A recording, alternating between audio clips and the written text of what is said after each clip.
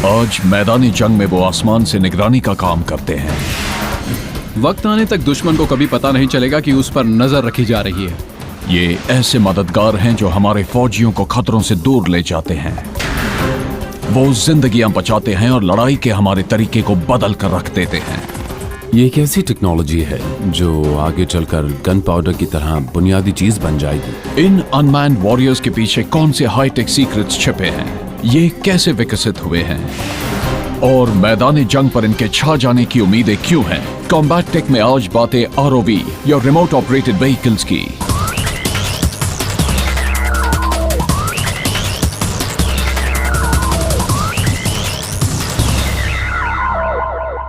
लड़ाई में मॉडर्न मैदानों में अमेरिकी पैदल सेना का सामना एक ऐसे जोरदार दुश्मन से है जिसके बुनियादी हथियार हैं चतुराई, रफ्तार और स्टेल्थ। इसका सबसे बड़ा पैंतरा है छिपकर हमला करो और फिर सुरक्षित पीछे हट जाओ। लेकिन रिमोटली ऑपरेटेड व्हीकल्स या आरओवीज के रूप में अमेरिकी फौज के पास दुश्मन को पहले खोजने और हमला करने का तरीका मौजूद है। करीब 10 साल पहले अमेरिका के पास मुट्ठी भर आरओवीज थे। आज उसके पास 20,000 आरओवीज का जखीरा है। इनमें से ज्यादातर अनमैन्ड एरियल व्हीकल्स या यूएवीज हैं। और अमेरिका के पास लड़ाई का एक नया हीरो है, ग्रे ईगल। ये 24 घंटे तक हवा में रह सकता है और करीब 8,000 मीटर की ऊंचाई पर उड़ सकता है। इसमें लगे कैमरे जमीनी टुकड़ियों को खतरों की लाइव बर्ड्स आई व्यू वाली तस्वीरें भेज सकती हैं। एयरक्राफ्ट का कोर मिशन इस बॉल में मौजूद है। इससे हम बहुत ही अच्छी क्वालिटी की तस्वीरें हासिल कर सकते हैं और जमीनी टुकड़ों को आसमानी तस्वीरें भेज सकते हैं। इससे उन्हें पता चल जाता है कि क्या बिल्डिंग में कोई है, क्या कोई पीछे से बाहर निकला है, क्या आसपास या मेरी नजरों के परे कोई ऐसी घटना हो रही है जिसके बारे में मुझे पता होना चाहिए। एक तस्वीर हजारों शब्दों से बेहतर होती है। एक फुल मोशन वीडियो तो इससे भी ज्यादा कीमती होता है। हम लाइव इंफॉर्मेशन देते हैं जिससे टुकड़ियां पलक झपकते ही फैसले ले सकती हैं और इससे उनकी अपनी जिंदगी सलामत रहती है। लेकिन ग्रे ईगल में सिर्फ बाइनोक्यूलर्स का हाईटेक जोड़ा ही नहीं है, ये शिकार करना भी जानता है। इसके सेंसर स्विप में एक लेजर डेसिग्नेटर लगा है जिससे हम अपने टारगेट पर लेजर स्पॉट लगा सकते हैं। इसके बाद हेलफायर मिसाइल जैसे हमारे मिसाइल सिस्टम्स सीधे टारगेट पर जाकर धमाका करते हैं। दुश्मन को जब तक पता चलता है बहुत देर हो चुकी होती है, फिर अचानक उसके नजदीक मिसाइल धमाका होता है। और ग्रे ईगल ये सब बिना पायलट के करता है। इसके ऑपरेटर्स जमीन पर एक महफूज इलाके में मौजूद रहते हैं। उनमें पायलट की काबिलियत की जरूरत भी नहीं है। टेक ऑफ से लैंडिंग तक सारे काम ग्रे ईगल खुद ही करता है। हवाई जहाज को काबू करने के लिए हम पॉइंट एंड क्लिक सिस्टम का इस्तेमाल करते हैं। जॉयस्टिक्स या थ्रॉटल्स, पैडल्स जैसी चीजों का नहीं। हम माउस बॉल से वहां क्लिक करते हैं जहां हम एयरक्राफ्ट को ले जाना चाहते हैं। चूंकि ग्रे ईगल ऑटोमेटिक तरीके से उड़ सकता है, इसलिए इसके ऑपरेटर्स इसके सेंसर्स को मॉनिटर और कंट्रोल कर सकते हैं। जॉयस्टिक्स के जरिए camera zoom in, zoom out या लेफ्ट राइट किया जाता है।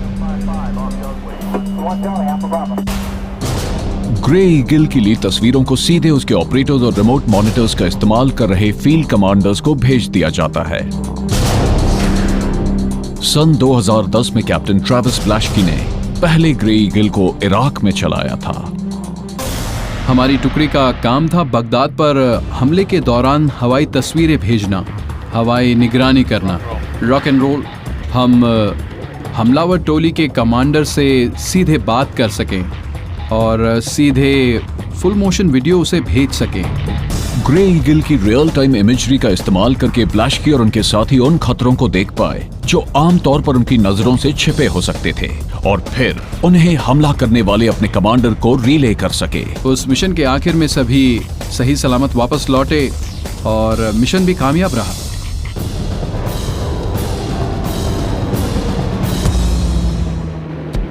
ग्रे ईगल जैसे अनमैन व्हीकल लड़ाई के पैतरों की किताब को नए सिरे से लिख रहे हैं, लेकिन इस टेक्नोलॉजी को तैयार करने में 1 सदी तक कोशिशें की जाती रही थी। इसकी शुरुआत वर्ल्ड वॉर 1 के दौरान हुई थी।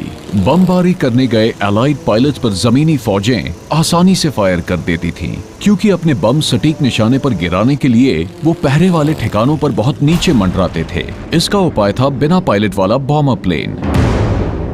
इसे पहले चार्ल्स केटरिंग ने बनाया और इसे नाम दिया गया केटरिंग बग। बग के जरिए प्लेन को बिना पायलट के रिमोट से उड़ाने की टेक्नोलॉजी तैयार की गई थी और साथ ही साथ प्लेन में बम रखे गए थे। ये प्लेन लैंड करता था और फिर उसमें धमाका हो जाता था। ये बहुत कुछ फ्लाइंग टॉर्पीडो की तरह था। बग को एक गाइड रेल से लॉन्च किया जाता था। इसके शुरुआती गाइडेंस सिस्टम में जायरोस्कोपिक स्टेबलाइजर्स लगे थे जो इसे करीब 112 किलोमीटर तक सीधे चला सकते थे।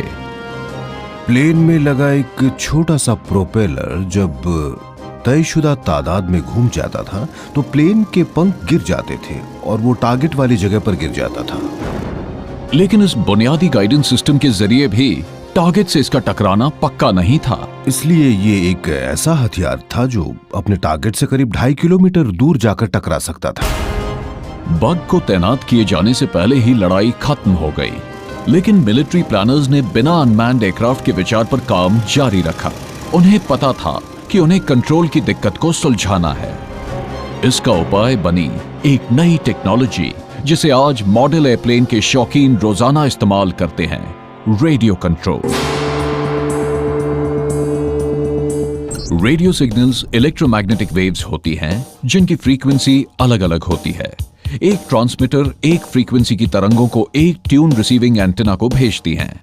ये सिग्नल्स छोटी मोटर्स को शुरू करते हैं जो प्लेन के विंग्स, टेल और रडर से जुड़ी होती हैं। इससे प्लेन की पिच, ऊपर नीचे जाना, रोल होना, पंखों का ऊपर नीचे होना और नाक का दाहिने बाएं होना काबू होता है। इन कमांड्स के कॉम्बिनेशन के जरिए पायलट किसी प्लेन के फ्लाइट पाथ को काबू करता है।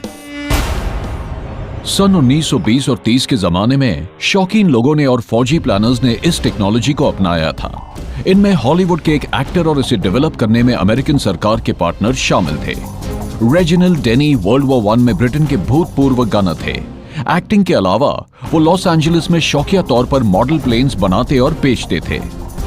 उन्हें बिजनेस का एक आइडिया आया। मैं ये जो छोटे छोटे प्लेन्स बना रहा हूँ ये मिलिट्री के लिए टारगेट ड्रोन की तरह काफी कारगर साबित हो सकते हैं और उन्होंने करीब 15,000 प्लेन्स डेनी माइट्स के नाम से बेचे। वर्ल्ड वॉर 2 के दौरान डेनी के ये फुर्तीले प्लेन्स एंटी एयरक्राफ्ट गनर्स के लिए प्रैक्टिस के आदर्श टारगेट बन गए। अपने रेडियो कंट्रोल सिस्टम के जरिए डेनी प्लेन ऑपरेटर उसके रास्ते, उसकी दिशा, दशा, ऊंचाई सब कुछ काबू कर सकता है। वो ऊपर चढ़ सकता है, नीचे गोता लगा सकता है। एक ऐसा गनर जो डेनी के एयरप्लेन पर या उसके आसपास निशाना लगा सके उसे बेहतरीन निशानेबाज माना जाता था। रेडियो कंट्रोल की संभावनाओं को देखते हुए वॉर डिपार्टमेंट ने एक बहुत नए साहसी एप्लीकेशन को मंजूरी दे दी। आर्मी और नेवी ने अपने बहुत सारे B-17 और दूसरे प्लेन्स को रेडियो कंट्रोल फ्लाइंग बॉम्ब्स बनाने का फैसला किया जिनमें कई टन बम भरे हों। हम इन बॉम्बर्स को असली फ्लाइट क्रू के साथ भेजते थे। 2 एयरक्राफ्ट को आसमान में ले जाते थे और फिर पैराशूट के जरिए उसमें से कूद जाते थे और उसके बाद प्लेन को गाइड करने का काम साथ चल रहा दूसरा प्लेन करेगा। इसके बाद रिमोट ऑपरेटर उसे कंट्रोल करता रहेगा और उससे टारगेट को निशाना बनाएगा। लेकिन एक भारी भरकम प्लेन जिसमें भारी तादाद में बम भरे हों, उसे रिमोट से चलाना बहुत ही मुश्किल चुनौती साबित हुआ। सिर्फ एक ही B-17 निशाने से टकरा पाया और उसमें धमाका हुआ। इंजीनियर्स ने कंट्रोल की बुनियादी दिक्कतों को वियतनाम की लड़ाई से ठीक पहले अपने अनमैन्ड रिकॉनेसेंस प्लेन्स बनाकर सुलझा लिया। ये रेडियो के जरिए दूर से कंट्रोल होने की बजाय अपने अंदर लगे कंप्यूटराइज्ड ऑटो पायलट से चलते थे और टारगेट पर पहुंचने के बाद वो फोटोज या फिल्म फुटेज भेजते थे और उसके बाद वो वापस जाते हैं। वो अपनी जानकारियां और कैमरा फुटेज को कंट्रोल रूम में पहुंचा देते हैं जहां जमीनी टोली इन जानकारियों की छानबीन करती है। लेकिन एक दिक्कत थी। सुबह प्लेन ने दुश्मन की जिन टोलियों को देखा था, हो सकता है कि रात तक वो करीब 32 किलोमीटर दूर पहुंच चुकी हों। अक्सर छानबीन तक ये तस्वीरें एकदम बेकार साबित होती थी। सन 1991 के गल्फ वॉर तक इंजीनियर्स ने इसका उपाय खोजा इस ड्रोन के जरिए, पायनियर। इसमें एक वीडियो कैमरा लगा है जो लाइव इमेजेस भेजता है ताकि फौरन उन्हें जांचा जा सके। ऐसे प्लेन जानकारियों को सीधे भेजते हैं।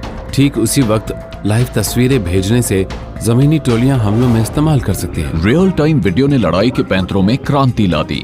अगर ड्रोन को दुश्मन का टारगेट नजर आता तो रिमोट ऑपरेटर तेजी से हवाई मदद बुलवा सकता है ताकि सही वक्त पर उसे तबाह किया जा सके। लेकिन अब रणनीति तैयार करने वालों के सामने एक नई चुनौती है। उन्हें पता चला है कि रियल टाइम वीडियो तब बेकार साबित हो जाते हैं जब उन्हें अपने अनमैन्ड एयरक्राफ्ट की सही लोकेशन नहीं पता हो। सन 1995 में ये कमी तब उभर कर सामने आई जब ड्रोन्स ने युगोस्लाविया के आसमान पर अपनी उड़ानें भरी। एक मिसाल है, जब ड्रोन टारगेट पर उड़ान भर रहा था, उसे दुश्मन का टैंक जो कि टारगेट था जमीन पर नजर भी आया। हमें फीड के जरिए दुश्मन के टैंक की तस्वीरें मिल रही थीं। यूरोपियन कमांड के अफसरों को लगा कि वाह, पर युगोस्लाविया में वो टैंक आखिर है किस जगह पर? इसका उपाय बना ग्लोबल पोजिशनिंग सिस्टम या जीपीएस, और इससे लड़ाई की दुनिया पूरी तरह से बदल गई। जीपीएस के जरिए हमें ये पता चलने लगा कि लड़ाई के मैदान में हमारा प्लेन कहाँ है। अगर हमें ये पता चल जाए कि वो कहाँ है तो आपको ये भी पता चलेगा कि उसे जो दिख रहा है वो कहाँ है। ये सिर्फ युगोस्लाविया में मौजूद टैंक नहीं होगा, उसके ग्रिड कोऑर्डिनेट्स यानी एक्स, वाई और जेड एक्सिस भी पता चल जाएंगे। जीपीएस के जरिए यूएवी का एक रिसीवर सैटेलाइट्स की एक सीरीज से जुड़ा होता है जो अपनी पोजीशन दिखाते हुए सिग्नल भेजते हैं। ये सिग्नल्स अलग अलग वक्त पर जीपीएस रिसीवर को मिलते हैं क्योंकि सैटेलाइट्स के रिसीवर से दूरी अलग अलग होती है। इसके बाद रिसीवर आखिरी 3 सैटेलाइट से अपनी दूरी का हिसाब लगाता है और ट्रायंगुलेशन के जरिए उसकी ठीक लोकेशन पता कर लेता है। और फिर आप सही मायनों में रिमोट ऑपरेशन कर सकते हैं। आपका कंट्रोल रूम जमीन पर कहीं होता है, जैसे कि नेवाडा में, और वो अपने सिग्नल्स तकरीबन 11,500 किलोमीटर दूर कहीं भेज रहा होता है। जीपीएस वाला पहला ड्रोन आज भी आसमान में गश्त लगाता है, प्रेडेटर। ये ना सिर्फ अपने टारगेट को पहचानता है बल्कि उसे निशाना भी बना सकता है। येमेन में अल कायदा की चोटी के एक आतंकवादी अनवर अल अवलाकी को इसके जरिए अपनी जान गंवानी पड़ी थी। वो एक टोयोटा ट्रक में अपने 2 साथियों के साथ कहीं जा रहा था। वो रेगिस्तान में से गुजर रहे थे और उनसे करीब 1.5 किलोमीटर ऊपर प्रीडेटर आसमान में मौजूद था। उसने हेलफायर मिसाइल छोड़ी और टोयोटा को पूरी तरह बर्बाद कर दिया। प्रेडेटर में 12 मिसाइलें लगी हैं और ये एक माहिर कातिल है। लेकिन इससे भी एक खतरनाक ड्रोन है जिससे दुश्मन और ज्यादा डरता है, रीपर, जिसमें है 14 हेलफायर मिसाइल्स। सन 2007 में रीपर ने इराक और अफगानिस्तान में तबाही मचाने वाले एक हथियार के रूप में अपना दबदबा कायम किया था और अहम ठिकानों जैसे कि हथियारबंद गाड़ियों और छिपे हुए भागते आतंकवादियों को निशाना बनाया था। हंटर किलर के नाम से मशहूर रीपर को प्रेडेटर से 2 गुनी रफ्तार पर चलने के लिए बनाया गया है। ये उससे 5 गुना ज्यादा बम ले जा सकता है। एक साथ रीपर, प्रेडेटर और ग्रे ईगल ने अमेरिका की फौज को मैदान जंग में कहीं भी किसी भी वक्त दुश्मन पर हमला करके उसे तबाह करने की काबिलियत दे दी है। लेकिन ग्रे ईगल एक कदम आगे जाता है क्योंकि इसमें लगा सिस्टम वीडियो को अपने ऑपरेटर्स और जमीनी टुकड़ियों को ही नहीं बल्कि नजदीक मौजूद अपाची हेलीकॉप्टर्स को भी भेजता है। तस्वीरों को सीधे अपाची की कॉकपिट में भेजने की काबिलियत ने अमेरिका के फौज की काबिलियत को बदल कर रख दिया है। इसे हम शिकारी के सामने शिकारी कुत्तों को छोड़ देना कहते हैं। अमेरिका के अनमैन्ड एयरक्राफ्ट सिस्टम्स शिकारी कुत्ते हैं और अपाची हेलीकॉप्टर है शिकारी। भले ही दूसरे अनमैन्ड एयरक्राफ्ट ग्रे ईगल की तरह तेज तरार हों, पर वो लड़ाई के पूरे मैदान पर निगरानी नहीं रख सकते।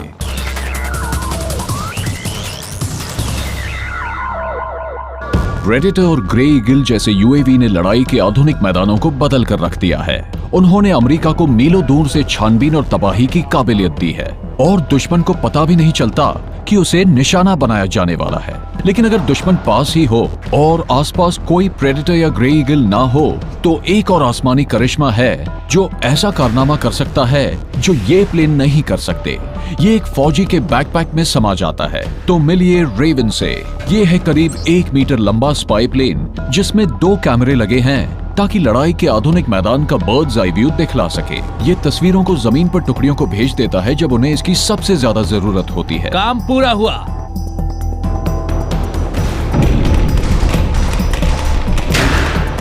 रेवन एक जानलेवा परेशानी का हल है, उस दुश्मन का पता लगाना जो हमला करने वाला हो। रेवन आसमान में तैनात आंखों का काम करता है। वो हमले से पहले खतरों की पहचान करता है। एक बार आसमान में पहुंचने के बाद ये खुद को लगभग अपने आप उड़ाता है। रेवन की काबिलियत दिखलाने वाले इस ट्रेनर ने सुरक्षा के मद्देनजर अपना नाम जाहिर ना करने का अनुरोध किया है। यह है रेवन यूएवी। ये हल्का है, मैन पोर्टेबल है। इसका वजन करीब 2.25 किलो है। ये बैटरी से चलता है और पूरी बैटरी से करीब 1.5 घंटे तक उड़ता है। इसके कैमरे बगल में और सामने दोनों जगह से निगरानी कर सकते हैं। इसमें एक ग्लोबल पोजिशनिंग सिस्टम भी लगा है। सही सॉफ्टवेयर के जरिए हम इसका रास्ता तय कर सकते हैं और फिर ये अपने आप उड़ सकता है।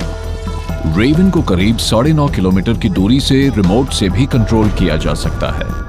इसे उड़ाने के लिए एक फ्लाइट सिमुलेटर में काफी वक्त बिताना पड़ता है। अभी हाल तक सिमुलेटर से पायलट की काबिलियत न रखने वाले ड्रोन ट्रेनीज वाकिफ तक नहीं थे, लेकिन 21वीं सदी में वीडियो गेम्स की वजह से लोगों को ये सब आसानी से सिखाया जा सकता है। इसके हैंड कंट्रोलर बहुत कुछ गेमिंग सिस्टम की तरह हैं। मैं इस कंपनी में 5 साल से काम कर रहा हूं और मैंने देखा है कि ऐसे फौजी जिन्होंने वीडियो गेम्स खेले हैं वो आसानी से एयरप्लेन उड़ाना सीख जाते हैं। फौजी एक कॉम्पैक्ट स्टोरेज कंटेनर में रेवन को खोल कर रखते हैं और उड़ाने से ठीक पहले इसे जोड़ लेते हैं। इसे जोड़ने में जरा भी देर नहीं लगती।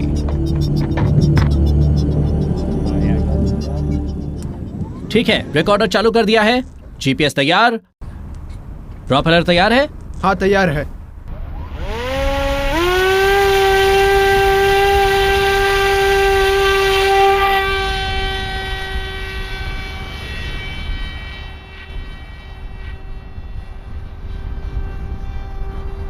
मैं इसे सिर ऊपर रखकर उड़ा रहा हूं। मैं उसे देख रहा हूं और ठीक वैसे ही उड़ा रहा हूं जैसे आप रिमोट कंट्रोल वाले किसी टॉय प्लेन को उड़ाते हैं।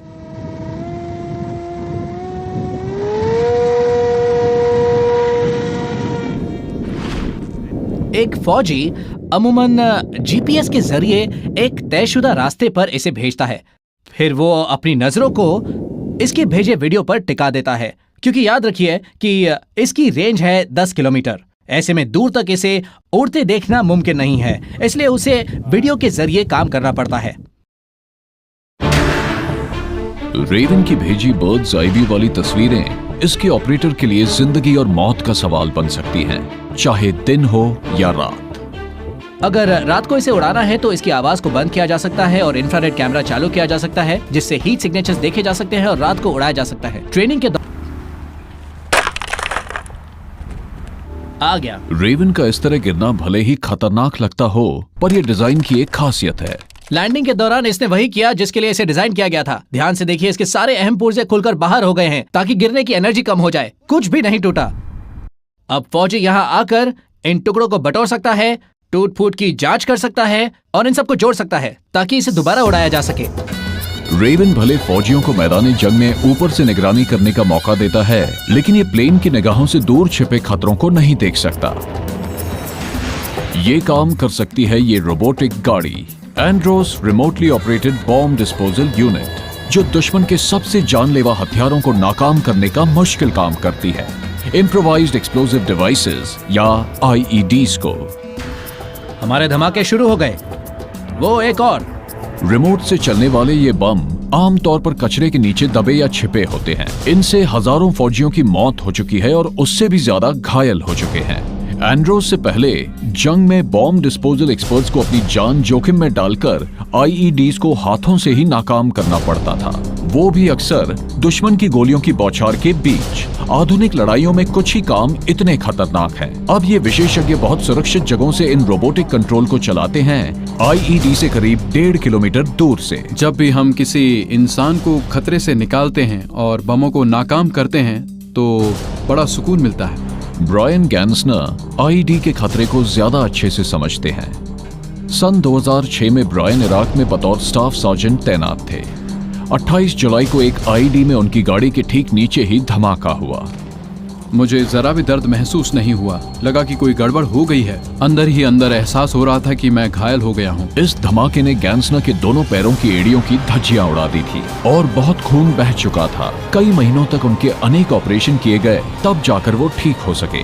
वो फौज से रिटायर हो चुके हैं और अब एक ऐसी कंपनी में टेक्नीशियन है जो एंड्रोस बनाती है, क्लिंटन टेनेसी की कंपनी रिमोटेक। एक तरह से मैं इस काम के जरिए लड़ाई का हिस्सा हूँ, क्योंकि मैं जंग में जा रहे फौजियों की मदद करता हूं ताकि वो वैसे घायल न हो सके जैसे मैं घायल हो गया था। एंड्रोस आईडी को नाकाम करने के लिए उनका फ्यूज निकाल देता है या फिर प्लास्टिक एक्सप्लोजिव्स के जरिए उन्हें डेटोनेट कर देता है।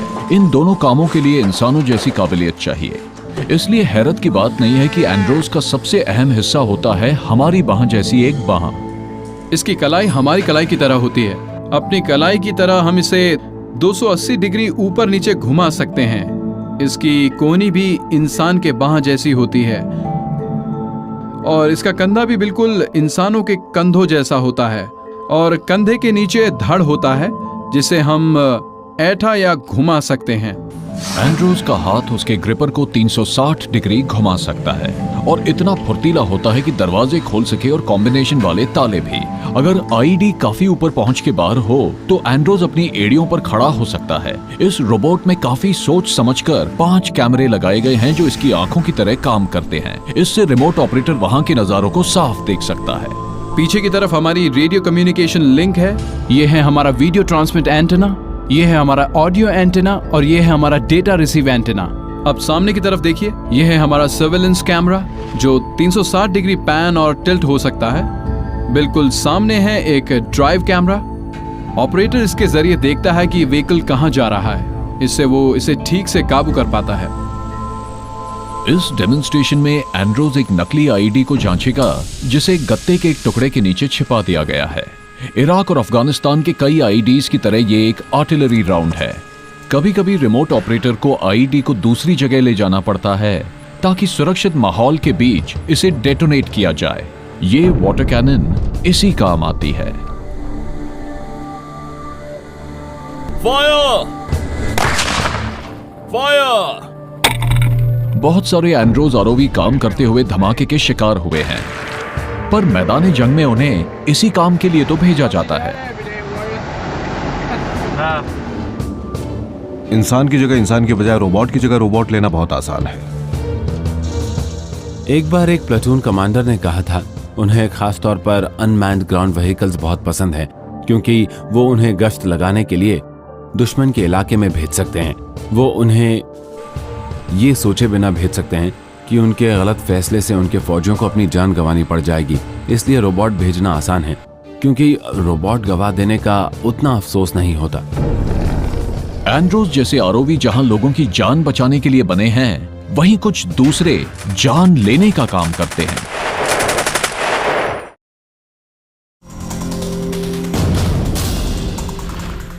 करिश्माई रोबोट लड़ाई में दिनों दिन नाम कमा रहे हैं और लड़ाई में टेक्नोलॉजी की भूमिका को बदल रहे हैं। ये दूर सही सलामत मौजूद योद्धाओं की आंखों और हाथों का काम करते हैं।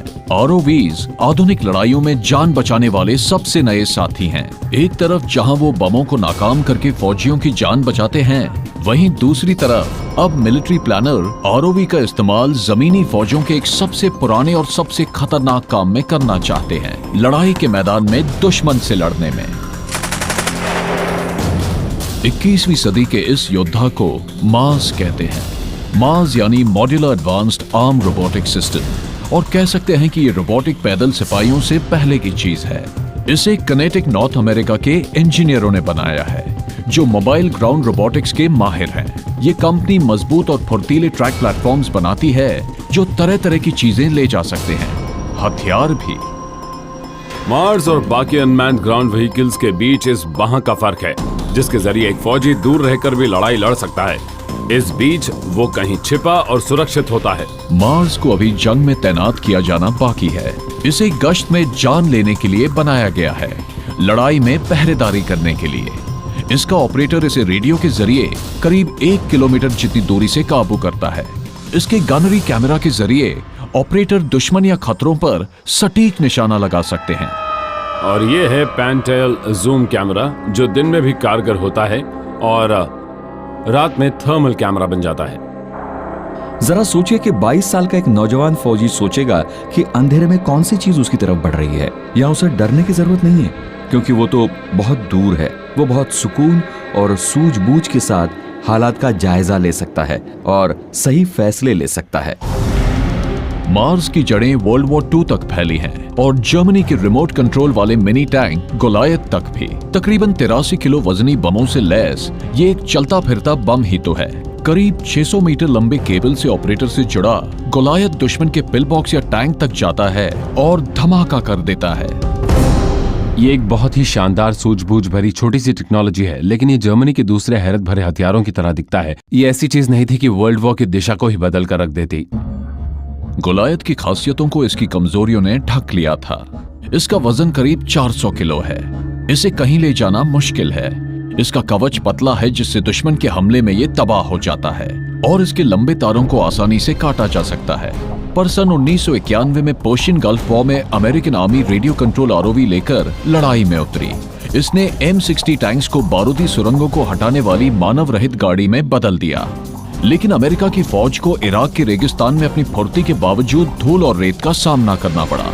इसके बावजूद ऑपरेशन डेजर्ट स्टॉर्म की कामयाबी ने आरओवी पर कांग्रेस का भरोसा पक्का कर दिया। आरओवी को अमेरिकी फौजियों की जान बचाने के एक सस्ते तरीके की तरह देखा गया। इराक और अफगानिस्तान में बमों को नाकाम करने वाले रोबोट्स की कामयाबी ने संभावनाओं की एक नई दुनिया खोल दी।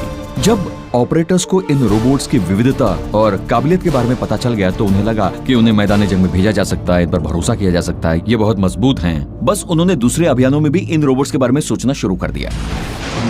सन 2007 तक नई रिसर्च और डेवलपमेंट ने इतिहास का पहला हथियार वाला ग्राउंड रोबोट तैयार कर लिया था, जिसे जंग में भेजा गया। मार्स के पहले आए थे सॉर्ड्स, अमेरिकन फौज के जमीनी हमले करने वाले आरओवीज की पहली पीढ़ी, जिसे इराक में तैनात किया गया। हालांकि सॉर्ड्स M16 राइफल से लेकर 40 मिलीमीटर ग्रेनेड लॉन्चर तक तरह तरह के हथियार ले जा सकते हैं, पर इसे कभी जंग में इस्तेमाल नहीं किया गया। लेकिन भविष्य की लड़ाइयों में मार्स को जरूर भेजा जा सकता है। हमने नतीजा निकाला कि यह सिस्टम ज्यादा बड़ा और भारी होना चाहिए और स्वॉर्ड से पहले के सिस्टम से ज्यादा मजबूत भी होना चाहिए, ताकि वो बहुत दूर के अभियानों में भेजा जा सके और ज्यादा देर तक बाहर बना रह सके। हमने ये सारे सबक सीखे और बिल्कुल नई चासी तैयार की, जो खास तौर पर हमलावर मिशन के लिए बनाई गई थी। कई लोग हथियारबंद रोबोट के ख्याल से ही डर जाते हैं। उन्हें लगता है कि वो खून खराबे पर उतारू हो जाएंगे। लेकिन मार्स को सिर्फ वही करने के लिए डिजाइन किया गया है जो उसका इंसानी ऑपरेटर हुक्म दे। सोच समझकर ताकत दिखाने का विचार ही इसके डिजाइन की बुनियाद है। ऐसा नहीं है कि आप कहीं जाएं और फौरन ही गोलाबारी शुरू कर दें। वहां क्या चल रहा है उसके हिसाब से फैसला करना जरूरी है। ऐसे में पहला कदम यह होता है कि उस व्यक्ति से बात की जाए जो आपको नुकसान पहुंचा सकता है, और उसे ऐसा ना करने के लिए राजी किया जाए। एक स्पीकर मार्स के मुंह का काम करता है, ताकि ऑपरेटर किसी भी खतरे को चेतावनी दे सके। सामने वाले व्यक्ति से हाथ ऊपर करने या उस इलाके से हट जाने को या पेट के बल लेट जाने को कहा जा सकता है। यानी आप जो चाहें वो करवा सकते हैं। अगर तब भी खतरा खत्म होता नजर नहीं आया तो क्वाड M203 ग्रेनेड लॉन्चर से काम लिया जा सकता है। इसकी हर ट्यूब को अलग अलग चुना जा सकता है। आप बीन बैग राउंड चला सकते हैं और उस व्यक्ति को थोड़ा नुकसान पहुंचा सकते हैं। अगर इससे भी खतरा खत्म ना हो तो आप किसी जानलेवा हथियार का इस्तेमाल कर सकते हैं। इनमें से एक ट्यूब में से high explosive HE M203 round चलाया जा सकता है, जो बहुत खतरनाक हो सकता है। लेकिन किसी भी इंसानी फौजी की तरह मार्स छिपकर दुश्मन पर निशाना लगा सकता है ROV एक आदर्श निशानेबाज बन सकता है। वो लगातार छिपा रह सकता है और किसी भी इंसान से ज्यादा खबरदार और चौकन्ना रह सकता है। इस सीन में मार्स कहीं छिपा है और अपनी M240 मशीन गन के जरिए निशाना साध रहा है। मार्स पेड़ों की उस कतार के पीछे छिपा है, जहां वो तकरीबन 7 दिन तक दुश्मन के आने का इंतजार कर सकता है। हथियारबंद जमीनी रोबोट का भविष्य की लड़ाइयों पर कितना गहरा असर होगा? कुछ एक्सपर्ट्स मानते हैं कि इससे आने वाली लड़ाइयों के नियम पूरी तरह से बदल जाएंगे। ये एक ऐसी टेक्नोलॉजी है जिससे बहुत सारे नए मौके मिलते हैं।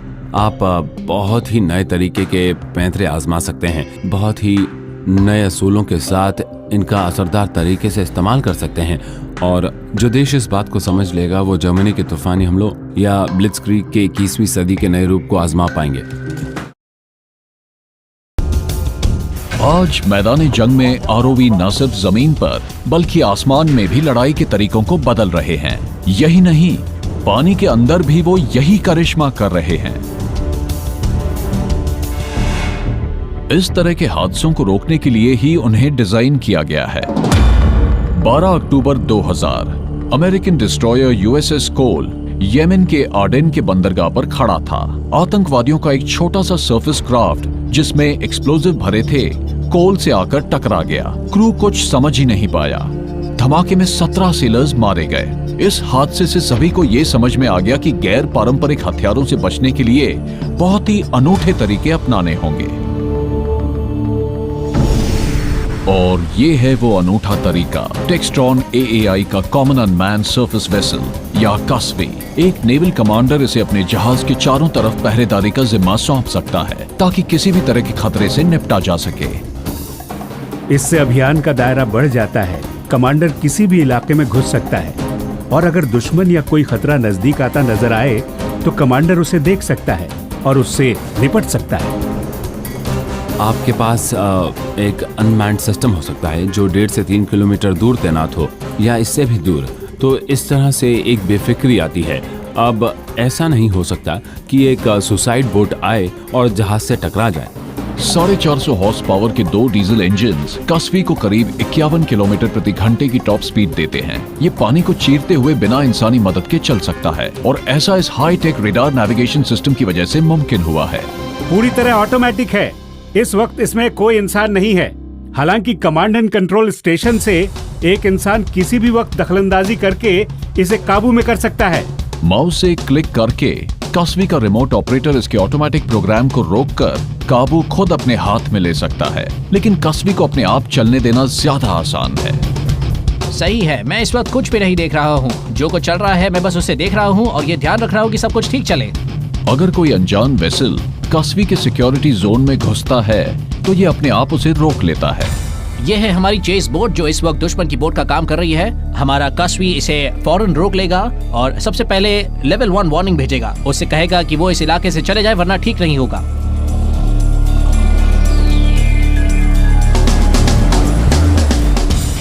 अनजान वेसल, हम US नेवी पेट्रोल बोट से बोल रहे हैं। आप एक रेस्ट्रिक्टेड एरिया में घुस रहे हैं।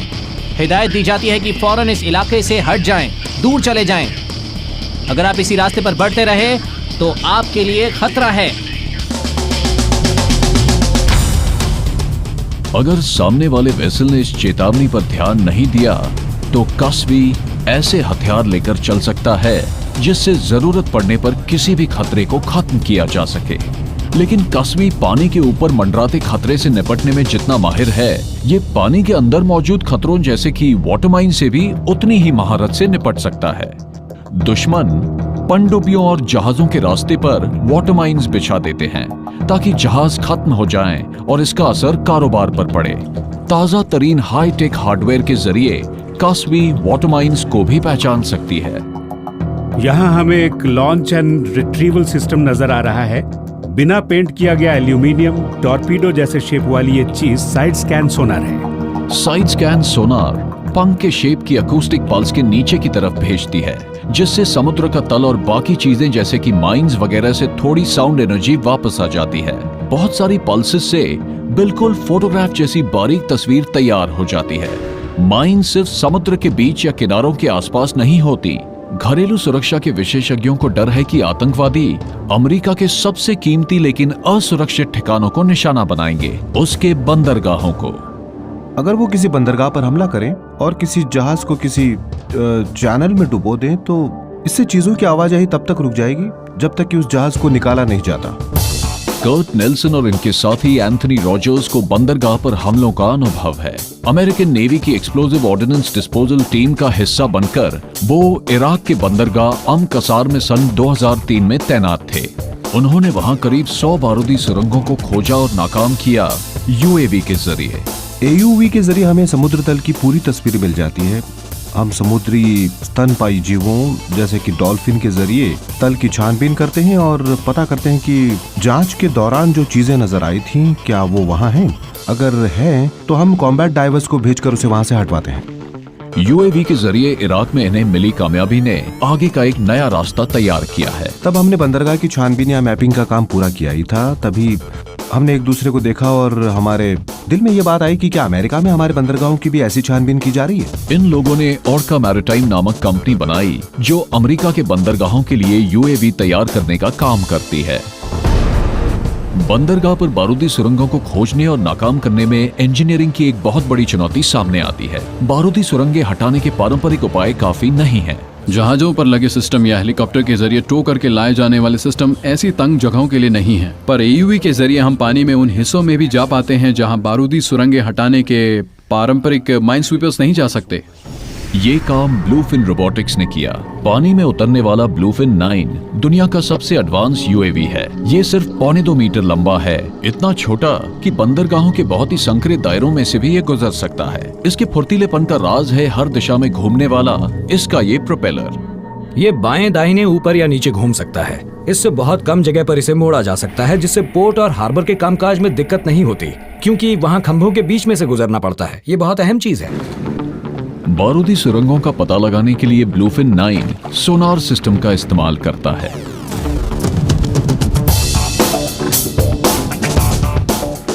लेकिन ब्लूफिन को सभी यूएवी की तरह एक दिक्कत होती है, पानी से। हवा के उलट पानी में वायरलेस ट्रांसमिशंस ठीक तरह से सफर नहीं कर पाते, जिससे रिमोट कंट्रोल में दिक्कत आती है।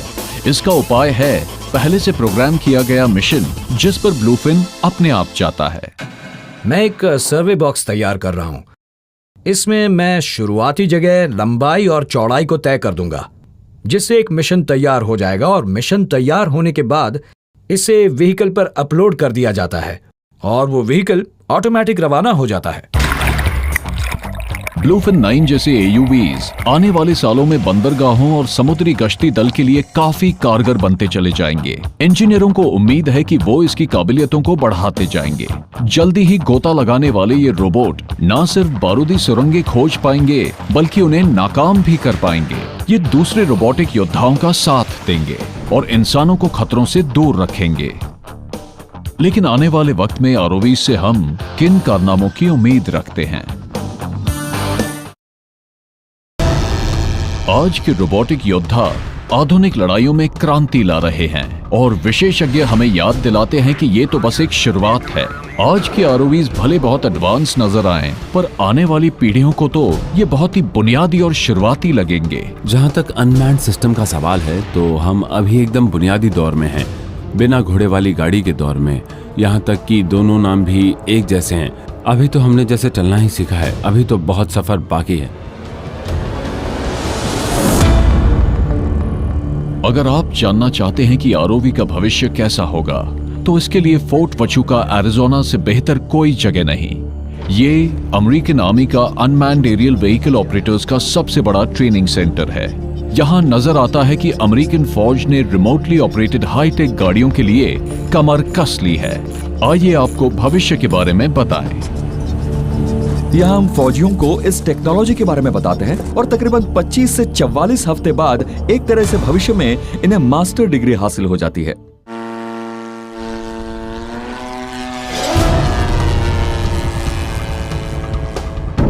आपको इस भविष्य की झलक इस रोबोटिक जेट में नजर आएगी।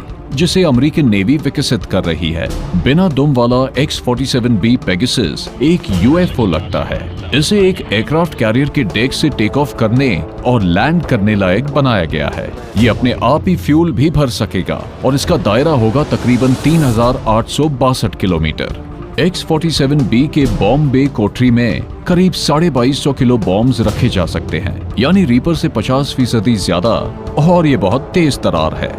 इसकी रफ्तार करीब 350 किलोमीटर प्रति घंटे से लेकर आवाज की रफ्तार जितनी हो सकती है। हमला करने में ये अहम भूमिका निभा सकता है। यही नहीं, ये स्टेल्थ टेक्नोलॉजी से भी लैस होगा, इसलिए ये रेडार की पकड़ में भी नहीं आ सकेगा। अगर नेवी की अनमैन्ड प्लेन्स की योजनाएं उम्मीद के मुताबिक चल सकी तो समझ लीजिए कि आप भविष्य के एक जेट फाइटर को देख रहे हैं। यूएफओ से लेकर हमिंग बर्ड तक ये है एरो एनवायरनमेंट का हाथ में पकड़ा जा सकने वाला यूएवी नैनो हमिंग बर्ड, जिसका वजन एक AA बैटरी से भी कम है और इसे दुश्मन की खिड़कियों, दरवाजों और दूसरे इलाकों में जासूसी के लिए डिजाइन किया गया है। वहां पहुंचने के बाद ये कीड़े जितने बड़े अपने रोबोटिक फ्लायर के जरिए ऑपरेटर को लाइव वीडियो भेजता है। जासूसी अभियानों के लिए ये बहुत ही कारगर साबित हुआ है। भविष्य में हमें बिना पायलट वाले हेलीकॉप्टर भी देखने को मिलेंगे। ये है फायर स्काउट, इस जंग में इस्तेमाल किया जा रहा है। ये नॉर्थरोप ग्रमन एंड बेल हेलीकॉप्टर से भविष्य में आने वाली करिश्माई टेक्नोलॉजी की एक झलक भर है। इन्हें उन जगहों पर इस्तेमाल किया जाता है जहां पहले इंसानी पायलटों के चलाए हेलीकॉप्टर्स इस्तेमाल होते थे। ये अनमैन्ड हेलीकॉप्टर अमेरिकन नेवी के जहाज से टेक ऑफ कर सकते हैं, किसी टारगेट तक जा सकते हैं और पता लगा सकते हैं कि वो मछुआरों का जहाज है या फिर समुद्री लुटेरों का। इस तरह नेवी के डिस्ट्रॉयर का कप्तान अब करीब 80 किलोमीटर दूर तक भी छानबीन कर सकता है। आज के फिक्स्ड विंग एयरक्राफ्ट की तरह अनमैन्ड हेलीकॉप्टर्स अपने आप को उड़ा सकते हैं। इन्हें निगरानी, जासूसी और शायद हमला करने के अभियानों के लिए डिजाइन किया गया है, लेकिन ये एक ऐसा काम कर सकते हैं जो अनमैन्ड फिक्स्ड विंग एयरक्राफ्ट नहीं कर सकते, सामान ढोने का काम। ऐसे कमांडरों के लिए अच्छी खबर है जो अपने कार्गो पायलट्स को खतरनाक इलाकों में रसद पहुंचाने के काम में नहीं लगाना चाहते। लेकिन आरओवी चाहे जितने एडवांस्ड हो जाएं, कहीं ना कहीं एक इंसान जरूरी होगा जो या तो नजर रखे या उसे काबू करे। अनमैन्ड टेक्नोलॉजी के पीछे हमेशा यही विचार रहा है कि महिला या पुरुष फौजियों को खतरनाक कामों में न लगाया जाए, लेकिन रोबोटिक योद्धा कभी इंसानों की जगह नहीं ले सकते। हाँ, वो इंसानों का दायरा जरूर बढ़ा सकते हैं। चीजें अब बदल जाएंगी। आने वाले समय में कोई जंग में हिस्सा लेने के लिए अपनी गाड़ी से दफ्तर जाएगा, फिर वो रिमोट से प्लेन को मैदान जंग में पहुंचाएगा, लड़ाई के बाद अपने घर लौट जाएगा। जंग में सबसे खतरनाक होता है असली इंसानों का मैदान जंग में होना। हालांकि आरओवी फौजियों को खतरों से बहुत दूर रहकर लड़ने की काबिलियत देते हैं, लेकिन फिर भी जंग तो फौजियों के जरिए ही जीती जाती है। यह आर्टिफिशियल इंटेलिजेंस नहीं है, इसे इंसानों के बिना नहीं चलाया जा सकता और इसे सिर्फ और सिर्फ इंसानों की मदद के लिए ही उड़ाया जाता है, किसी और काम के लिए नहीं। टेक्नोलॉजी हमारी सुविधा के लिए है और एक इंसान का उसे चलाना इसलिए जरूरी है ताकि अच्छे कामों में ही उसका इस्तेमाल किया जा सके। हमें अपनी मौजूदा टेक्नोलॉजी का फायदा उठाने से इनकार नहीं करना चाहिए, वरना हमें अपने फौजियों की जान जोखिम में डालनी होगी, उन्हें दुश्मन के करीब भेजना होगा।